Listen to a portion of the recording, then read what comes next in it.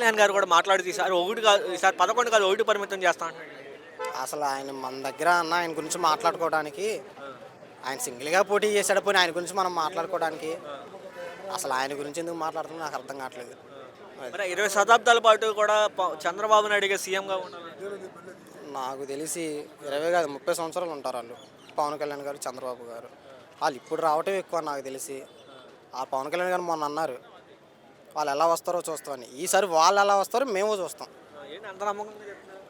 నమ్మకం ఏంటన్నా, వెళ్ళాడు కదా నా లోపలికి, ఆయన మీద అన్న మా నమ్మకం అంతా. మా దేవుడు అన్న, ప్రజల దేవుడు అన్న ఆయన.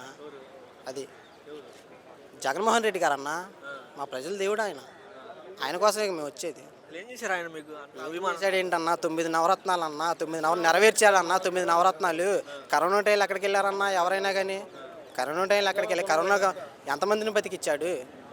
9 నవరత్నాలు ఎవరు ఇచ్చారు? అసలు పథకాలు పెట్టిందే జగన్మోహన్ రెడ్డి గారు అయితే, పథకాలు తెచ్చిందే జగన్మోహన్ రెడ్డి గారు అయితే. ఇప్పుడు వచ్చిన వాళ్ళు ఏమి ఇచ్చారు? పథకాలు అని సూపర్ 6 అన్నారు, సూపర్ 7 అన్నారు. ఏమి ఇస్తున్నారు? మరి అమరావతి అసలు ఇప్పుడు చూసారు కదా, తల్లి వందనం కనిపెట్టిందే లోకేష్ గారు. ఇది ఆయన ఆలోచనలో వచ్చిందండి. అది జస్ట్ కాపీ. అది అమ్మఒడిని ఏంటంటే తల్లికి వందనం కాపీ చేశారు అంతే, పెద్ద విషయం లేదు దాంట్లో.